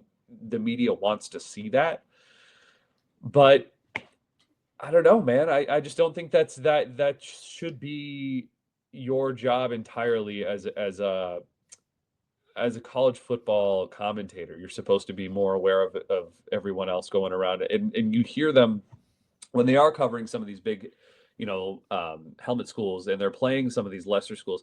They get facts wrong. They get things wrong about the school. They get things wrong about the players all the time. And to me, it's just it's such a simple thing to look up and do a little bit of research on that other school, but you don't, and you make it so obvious, and that you're just such an elitist, and you don't. It's just not worth your time, and that bothers me. And that's what I've always gotten from ESPN, and I just don't watch it anymore. I haven't in years and years and years. So I think from what I hear and what you've told me and bits and pieces that I've caught of Pat McAfee from just having TVs on it at the gym and what have you. I think he's a new interesting thing and a good energy for a lot of reasons. And like you said, I think it's cool that he takes the time to learn a little something, even if it is just the school chant. Look at what you can do. Look at how much that endears you to all of the fan bases. Mm-hmm. So it doesn't take a lot, but apparently most of the commentators or the people on there just don't have the freaking time. So, or they don't make the time. So, and that bothers me. So, and again, and I know like we have our issues with Kirk Herbstreit, which rightfully so, and I think people obviously should, but like I'll give him a little credit over the years that he seems to be out of all of them that he's made more effort to be more knowledgeable about some of the other schools and programs than the vast majority of the others on that program. Yeah, so for sure. No, I think that's true, and that's fair. So that's I would say at the beginning and the end of game day, I am curious about what they're gonna say, and then I'm curious who they're gonna pick, and like what are the consensus picks in the games they're picking? Like, what do they think is gonna happen? In between, though, I would much rather. I do like Big Ten tailgate and count, and I think countdown to kickoff. Yep. I like to see them go in depth on the different Big Ten matchups.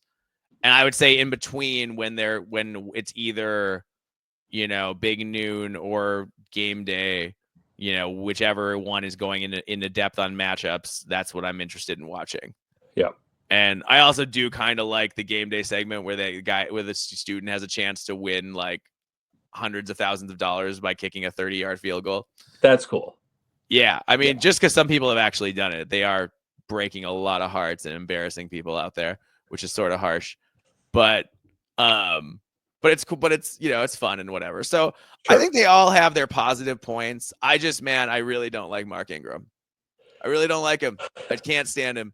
Like he doesn't bring anything to the table. He doesn't really do his homework. He doesn't take cues very well for when he shouldn't talk. Reggie Bush, how could you be so arrogant? Just come on, man. What happened? Yeah. All right. Now up for another big debate. So this is something I've kind of changed over the years. But if you're watching on TV, bar or no bar. So I have to say on this topic is that the decline of the American sports bar has been nationwide, and it's been decades long, and it's accelerated since COVID. Yep. Sports bars used to play the audio of the biggest game on at the time, but now 99% of them just play music. And that really takes me out takes something out of the game. Yeah. To our younger listeners, I promise you, sports bars used to be way better than they are now. There was a bar in my hometown of Fargo that used to have individual radios. So not only could you pick which games you were watching, but you could flip from game to game on your individual radio at your table. That's awesome. And that was awesome. And you could have 4 games up there, and I'm flipping back tailgaters. Oh, okay. So I'd have 4 games up there and be flipping back and forth between like the audio on 2 of them, depending on whether there's a commercial break or not. It was awesome. And like you can have really good communal experiences doing that. But It's just that, that bar itself is a shell of its former self, and they don't have the individual radios anymore or anything like that. So that place, kind of sucks, but everywhere kind of sucks. And like not being able to have the sound on and just not, it's like everyone at your bar is watching football and or drinking or eating, but you've got like music on that no one's listening to. Yeah. I don't understand that.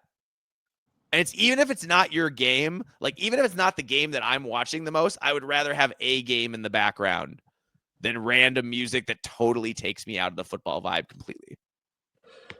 Well, it's funny you say that because like when I lived in New York City in Astoria in Queens, I always went to a bar in it's called McCann's, and it was off Ditmars in Astoria, and it's been there forever. Sure. And it was so cool because people in New York City don't really care about college sports. Like most of them they don't care. At least college football, they don't. Yeah. Basketball is a little bit bigger deal, but college football, not as much. New York's not a big football state. It's just not. No, It it's never has been. NFL. NFL, they're crazy, they're nuts, Yeah, like yeah, of yeah, course. sure. But college ball. So I would get there, especially when games were like I would be there at like 9:30, like Right, in the right, right. morning, Yeah. and I would get the bar was at like to myself, and I would get to pick whatever TV I wanted. And as It's the day went awesome. on, people would come in, like not necessarily even there to watch football or whatever, but like they would Yeah, just come into the bar. yeah. And like I'm sitting there right dead center in the bar, and I got to know the bartender really well, and she just knew like every Saturday morning I would come in, and she would set it up for me. She knew exactly what I wanted, and it was great. Hmm. And she would turn the volume up.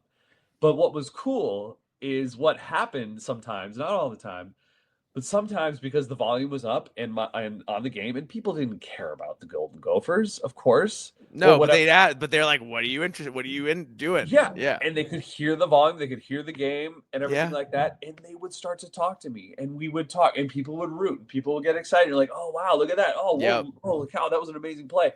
That because like you heard, and it wasn't even that they were always watching it; they would hear something happening from the TV, and then they would become engaged. Where you're right, like now with everything being music, half the time people aren't paying attention, and which again, like okay, fine, you want to converse, you want to just have a hangout time session or whatever at the bar, that's cool, but I But do agree. most of your people are watching football, and you've got Yes, music on. I agree, and it kind of takes you out. Completely takes you out Yep, of it. yep. So I that's what was cool about that. I think I missed that. I agree. Oh yeah, man. I used to at Max Industrial.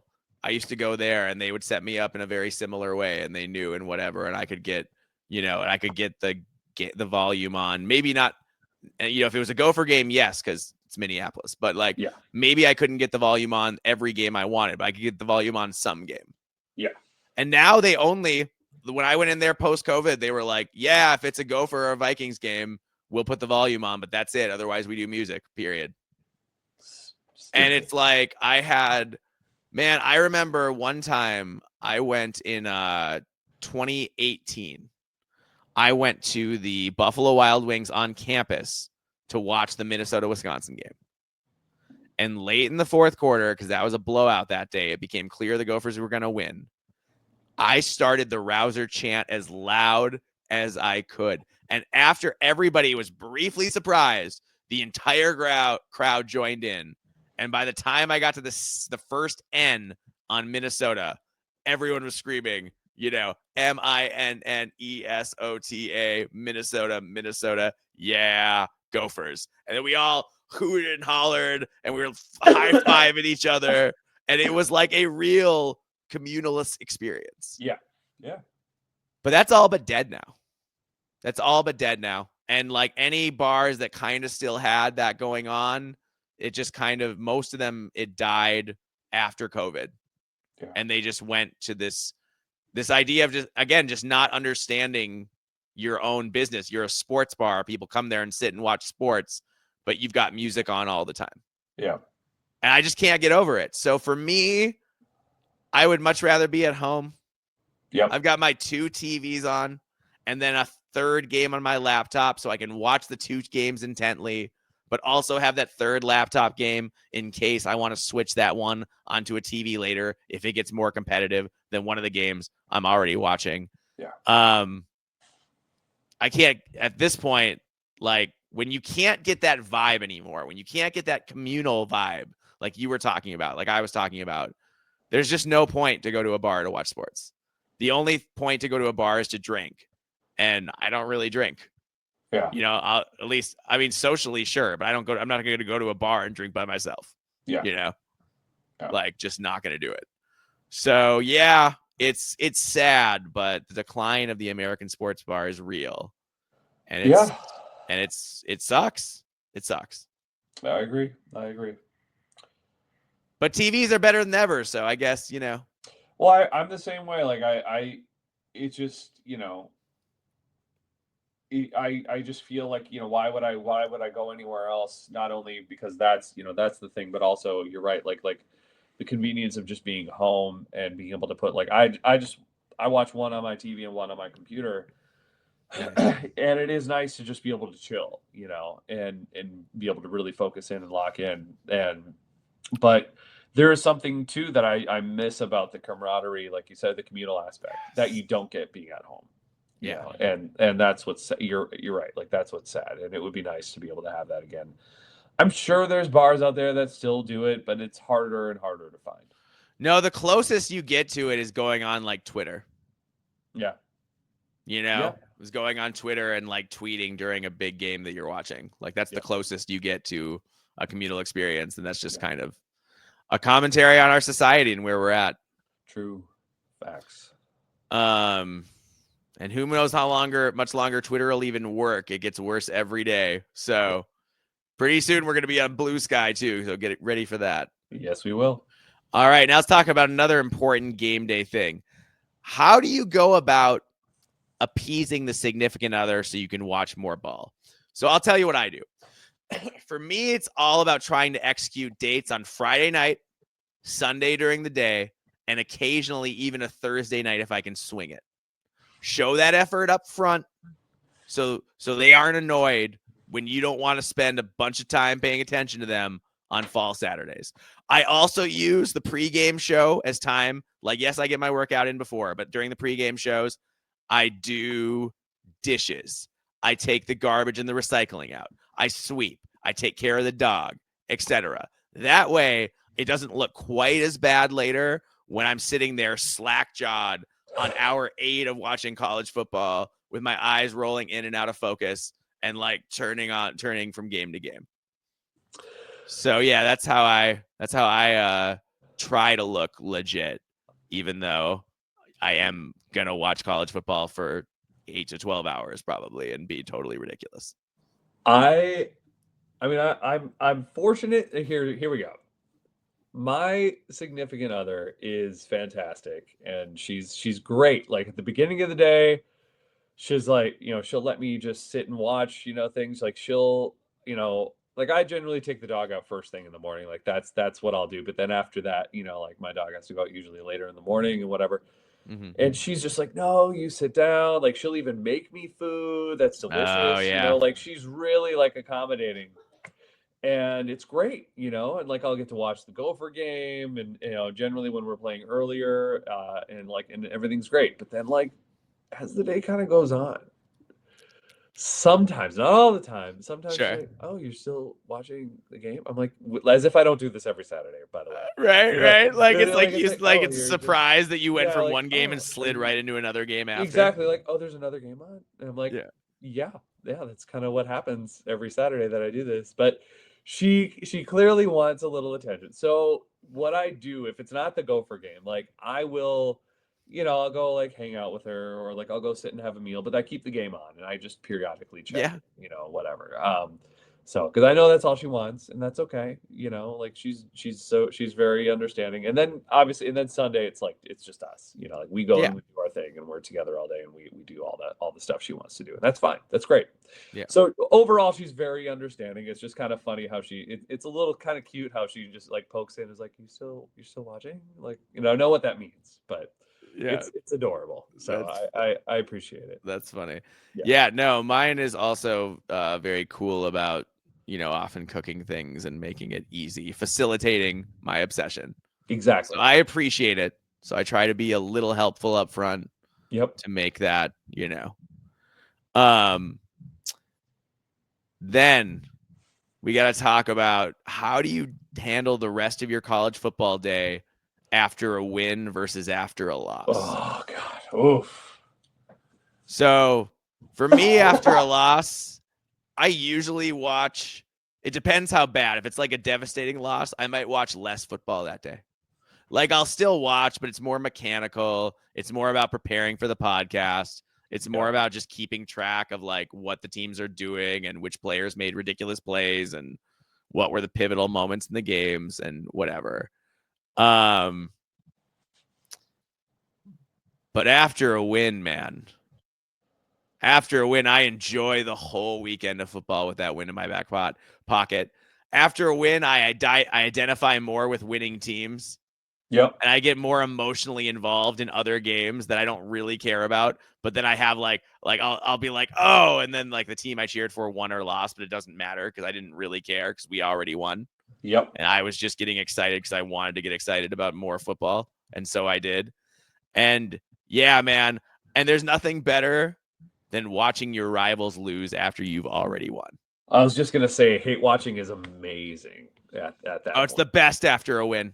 Yep. I love that the Gophers start the year on the Thursday of Labor Day weekend, so that usually it's an easier game, and then we can play that win and then have all Labor Day weekend to feel awesome and be thinking about like 10 to 12 win seasons and just be like feeling great. So I love that, man. That's why also when it comes to, and also it affects the way I eat. Yes. After a loss, I can't really enjoy my food. So I'm kind of just like fueling myself in a way that feels somewhat healthy or whatever. But after a win, I'm like, I don't care if I set my stomach on fire, order the hottest food, whatever, the most hot salsa, all of it. Like, I don't care. I'm going to have Gaviscon later before bed because I need it, and it's fine because I am going to really enjoy myself and eat with abandon. Well, you and I are a little bit opposite. Really? Okay. Oh yeah. I mean, in a way, like, I guess if I have to watch games or I feel like I need to tune into a specific game for the podcast, like, yeah, like I will do that. But there's times where I just like, I can't, and I'll watch it. I can watch it the next day. Like I'll go through the games the next day, very, like you said, very mechanical and just like taking notes and whatever. But like that day, man, like, especially if it's brutal, if it's just heartbreaking, I will like, I just turn it off. I can't watch any more football. And I'll go to my fiance and I'll be like, what movie do you want to watch? And I have to totally disassociate. I have to totally disappear and watch something entirely unrelated and eat shit. Like, I'll be like, do you want to order a pizza? Let's order a pizza. That's what we're doing. I need some comfort food. I need something to feel good. Like, that's when I do that because I'm like, nothing else matters right now. I don't care. Like, the world is ending. Why shouldn't I just eat this entire pizza to my face? So and watch some crazy movie. So that's where I go. And she's totally understanding. She doesn't really get it because she's not that invested, but she also she's very again, she's awesome. So she's really cool about it. She's like, okay, yeah, sure, honey, whatever you want to do. Yeah, let's do it. And I'm like, so, that's where I go, man, and then I'll get back to it the next day and face the reality and all that kind of stuff. But on a win, oh, dude, yeah. I'm really into every game. I love to hate watch. That's my favorite, is I will definitely watch my rivals play and just root for the other team so hard. And when they end up losing, it just makes my day that much better. And I take a lot of joy out of that. So, yeah. Yeah, wasn't there? I think there was a day last year when we won and Iowa lost to Iowa State and Wisconsin lost to Alabama. Yes. That was a great day. And did Nebraska lose too that weekend? I can't remember because I just don't care that much. Yeah, I think they probably won, but either way, at least Iowa and Wisconsin. Just kidding, Nebraska fans. I care. I do. Yes. I think the main thing is that when Minnesota wins and Iowa and Wisconsin lose, it's the best day ever. And I'm on cloud nine for an entire week. If I could get in a Michigan loss in there too, just the whole, just touch them all. All right, so now we're going to talk about announcing teams. We don't have that much time because we have gone way longer than I expected to on all of these topics, per usual. But I'm going to go through and we can talk about who we like and dislike, or no opinion if you don't. So, sure. Chris Fowler, Kirk Herbstreit, Holly Rowe. I still think they're the best announcing team in the business. Herbie's knowledge of scheme and enthusiasm for the game is unmatched. Fowler is exciting in the play-by-play role. Holly Rowe is as good as it gets for sideline reporter, so I respect her. That said, Herbie has got to stop doing things like his weird anti-Indiana, anti-SMU rants and pro-SEC and all his dog apologia. all his dog content to ignore you from the fact when he's being a company man. So like, I still think Kirk Herbstreit is as good as it gets, but like, I'm watching you, Kirk. Like, I'm watching you for the nonsense this year. Like, don't bring any of the nonsense. Back off on that and just stick to the schematic stuff, which you're and like be excited about different players, which you're great at. Yes, I'm with you on that. I when he's like that, best in the business, man. He's definitely one of the best there is out there. So, but it's been getting bad. So I've been kind of tuning out lately as far as like paying attention when he's calling games. Like I'm not as locked in as I once was. No, it's true, man. It's true. And it's like he brought that on himself with his own. I mean, that the when we should have been celebrating Indiana and SMU to come out essentially against them was so tone deaf to what the college football world wanted from you. It was just weird. Yeah. It's just weird. So hopefully we don't see much of that anymore. Then I'll say, all right, and I'm just going through ESPN, and then I'll go to Fox, and then we'll do BTN. Additional ABC ESPN teams include one I don't like: Sean McDonough, Greg McElroy, Molly McGrath. Nothing against Molly McGrath, but McDonough is extremely biased, as we saw in his contribution to Herbstreit's anti-Indiana, anti-SMU rant. He's a company man through and through. I also think he speaks with an annoying fake announcer voice. Yeah. And I just don't respect that. Just use your normal voice like a normal person, dork. And then McElroy is way too smug for a guy who rode Nick Saban's coattails to a natty. He's weirdly judgmental about strange things at random times throughout games, which I don't understand at all. And I flat out just don't like his voice. So I've been praising most of the commentators, but I cannot get behind McDonough or McElroy. I just don't like him. I don't have much to add. Not a fan. Yeah. That's really just where it is. Then I'll go Joe Tessitore, Jesse Palmer, Katie George. Now, I don't see them very often because they're usually doing SEC games and even SEC network games at times. But during bowl season, man, I was excited to get Jesse Palmer on the call. He's got a deep knowledge of the game, a lot of enthusiasm for the work he does, and he's been at ESPN so long, and he's so secure, and his career has gotten so big because he's got the Bachelor and everything else, that he doesn't just suck up to the SEC because he doesn't have to, because they're not going to. Jesse Palmer is bigger than ESPN. You know what I mean? Yeah. Like, they're not going to fire him for not towing the company line. And so you notice he doesn't always toe the company line like the rest of those guys do. Yep. And I respect that. So Joe Tessitore is a total company man. He's a shill through and through, but he at least has a fun voice. Yes. So I actually like, I'm buying the Joe Tessitore, Jesse Palmer, Katie George pairing. I'm a fan. I enjoy it. Yeah. I agree. It's nice to see somebody from that side not fully inundate you with just like, the SEC shill indoctrination type of thing. It's nice to hear that and see that coming from somebody over there that works for them. So that's always refreshing. So I appreciate that. I respect it. For sure. All right, moving on. I'm just going to save people, and then I'm going to say okay or not okay. So Bob was choosing Louis Riddick and Chris Budden. Okay. Not on the high side of okay. On the very okay side of okay. Mark Jones, Roddy Jones, Quint Kesenick. I mean, fine, I guess. Dave Pasch, Dusty Dvorchak, Taylor McGregor. I mean, we're getting worse now. And then Tiffany Green and Jay Walker, I'm going to say okay in the least enthusiastic voice possible. Do you have any thoughts on any of those teams? None. Not a single one. That's fair. All right. Moving on. We have to Fox. We have Gus Johnson, Joel Klatt, and Jenny Taft. Fox Big Noon Saturday. Gus Johnson's fantastic. He just brings the energy to the play-by-play role in a way that's totally unprecedented on screen. Klatt is the best football mind this side of Herbstreit. The way he breaks things down schematically is awesome. Jenny Taft is a very capable sideline reporter. I will say it's weird that Jenny Taft is a grown woman. She is north of 40, yet Gus Johnson still introduces her as the all-American girl, Jenny Taft. It's like, Gus, buddy, she's a grown woman. you're about 4 decades too late to be calling grown women girls.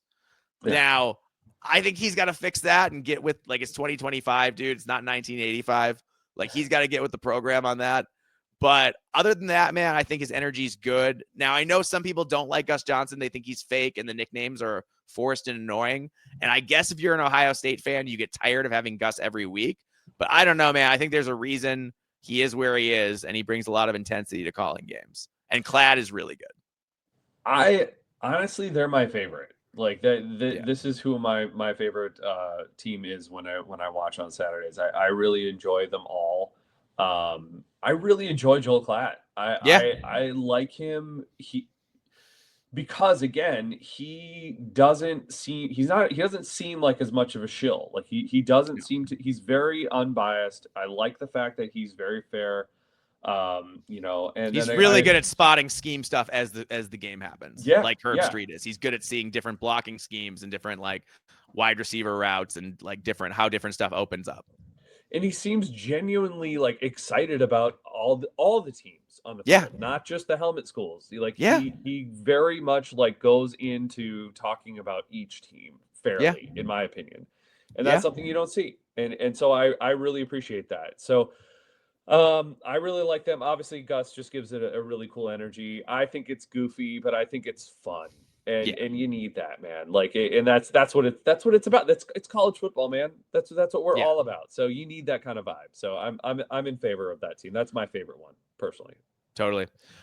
Jason Benetti, Brock Hewitt, Allison Williams. Brock Hewitt's awesome. Has passion for and knowledge about the game. He was a college football, player himself of a high caliber. Jason, I think, benefits from that, and I think Allison Williams does a good job. So I think they're okay. Yep, agreed. Yep. All right, Tim Brando, Devin Gardner, Josh Sims. Man, Tim Brando, dude, he's kind of jumped the shark for me. Yeah. I appreciate his energy, but he's had some weird slip-ups in recent years, weird getting players wrong. He even misquoted his own iron unkind catchphrase. He said, like, the wrong thing in the moment. So I think separating him from Spencer Tillman was probably a mistake. And Brando's attempts at making political comments are great. So I don't like to see that. Yeah. So, yeah, man, Brando, I used to like him, and I appreciate he's called some Axe games that were fun, but, like, I'm not big on Tim Brando. Yeah, I think he's just past his prime. That's kind of where I'm at with it. I agree. I really enjoyed him at one point, but I'm just kind of over it at this stage. Like, thanks, but let's move on. That'd be, that's where I'm at. So. I'm with you there. We had Connor Onion, Mark Helfrich. I think of actually Connor Onion, man, he's gone up fast from his BTN days. And Mark Helfrich is a good form, as far as former coaches go, is pretty good schematically. So I think they're pretty good. Agreed. Yeah, totally. All right. Eric Collins, Spencer Tillman. I'm going to say weak. Alex Faust, Robert Smith. Robert Smith is a joke. He doesn't see scheme well. He doesn't do his homework. He stumbles through games trying to correctly name the players because he hasn't done the proper research in advance. And I'm glad he's fallen off a cliff because he used to be a big-time announcer, and he's not anymore because he doesn't put the work into the job and respect the job the way he should. And he never has. Yep, totally. And then we've got Chris Myers or Dan Helly and Petros Papadakis. I think Petros is fun. I think he does a good job. Yep. All right, moving to CBS, Gary Danielson. Man, he breaks down scheme at an elite level. I think he's just as good as Herb Street or Klatt. Brad Nessler is pretty good next to him, and Jenny Dell, I think, does a good job as well. He's not the most exciting call, but he does his homework. He knows the X's and O's intimately, and he loves showing the coaching wrinkles that occur as a game progresses. Yeah. And I think that's really cool. So I think Danielson is still very near the top of his game. I do think it took him about half the season to adjust to the Big Ten last year because he was so used to doing SEC games. Yeah. But I thought he improved as the year progressed, and he brings a level of knowledge and gravitas that I respect a lot. No, I'm with you. I totally agree. I really enjoyed it as the season went on, and plus it was just so awesome to see the Big Ten and hear that music and Cue the horns, baby. Yep. Oh yeah. Feels so good. Feels so good. I'm with you. Makes it feel more important somehow. Yep. All right. Big Ten Network announcers. So I noticed that the Big Ten has kind of lost all their announcers to the other networks because like what's left isn't great. Like I will say they've got Jake Butt, former All-American tight end at Michigan. He knows his X's and O's, and I think he brings the enthusiasm. I think he does a good job. Yogi Roth is still learning the Big Ten as he was on the Pac beat for years. But overall, I've liked what I've seen from him. But former Iowa Hawkeye team captain Anthony Herron, man, he's lazy and smug, and he sucks, and I hate him. So that's where I come down on those three. Fair. I'm with you. I like Jake Butt. I like what he does. Not just calling the games, but I like his segments on BTN as well. Yeah, he does a good job in the studio. I absolutely agree. Former Washington All-American NFL All-Pro Lincoln Kennedy. I've never even noticed him on Big Ten Network, so I don't have anything good or bad to say about him. 4-time Super Bowl champion Matt Millen. Matt Millen is lazy as hell when he's covering anybody other than Penn State. Yeah. Anybody other than Penn State, he doesn't care. It is a crime that they still allow him to call games, and Glenn Mason is sitting at home doing nothing. Nothing. Dude, why? And you got Matt Millen out there calling games. Why isn't Glenn was amazing. He was amazing. I miss him. I miss him desperately. I also like former Illini All-American linebacker Jay Lehman. Yeah, I think Lehman's awesome. He does his homework. He gets really excited about the games. He does it. He's not spectacular, but like schematically, he's competent enough, and he's got that enthusiasm for every team in the Big Ten. Yeah, I agree. Totally. I've always liked him. Yeah. And, that's most of it. A lot of these other are names that I barely even recognize. Does Howard Griffith call games anymore? What? Does Howard Griffith and Jerry Gennardo call games anymore? No, they just do studio. Oh, dang.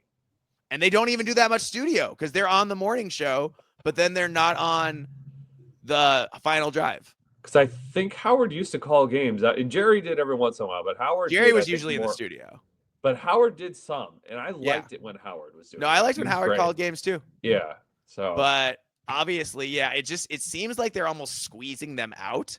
Yeah. Howard and Jerry, even though they're the best ones. Which will make me so upset. Whoever the Washington guy is, man, I do not like him. He's bad. Terrible. And what's her face from the final drive isn't good either. No. She doesn't know enough. They don't do enough homework. They don't do enough homework. It's that, and it's just like they're boring. They're not interesting. There's not there doesn't seem like there's any chemistry there, and that's what you had with Howard, Reese Davis, and Jerry. Like that was always there. And so I like it when Brock Vereen shows up. I think he brings some good energy as well. But like when it was, Reese Davis, not Reese Davis. He was ESPN. Not Reese Davis. God dang it, what's his name? DiNardo, Howard Griffith, Dave Revson. Thank you. That's what it was. Yeah. And Terry Lehman. When those four, it was great. Jay Lehman. But yeah. Jay Lehman. Dang it. God. Yeah. No, I agree. Those guys were really good. But it seems like the Big Ten just does not it's funny. All the people at the Big Ten seem like they're stuck at the Big Ten network. Yeah. And everybody else, like Joshua Perry and, moved on up to bigger gigs. And now he does in studio for NBC, and he does a good job there. Yeah, he's great. I like the Here Comes Saturday Night thing, the song, and like the whole production of it. It's also, that's a mixed panel with 2 men and 2 women, which you still don't see very often. So that's cool in football. So like, there's a lot of good announcing out there, but the people who are doing a bad job really stick out. Who's the woman that calls usually when it is like a Purdue and a Northwestern? What is her name? I don't know if she's still doing it, but she was awful. She was forever. I remember her. I'm totally blanking on her name in the moment. Ugh. But man, a lot of the criticism of her was like really misogynistic. Like it wasn't like fair criticism. No, but she tried to nickname our running backs more than once. And everyone was like, "Hey, we're not jumping on your nickname train. You don't get to nickname people. That's not a thing you can do." I understand that, and I'm not talking like I'm not looking at it from like a misogynistic standpoint. I know you know that, but I get it, and I don't think that stuff is fair.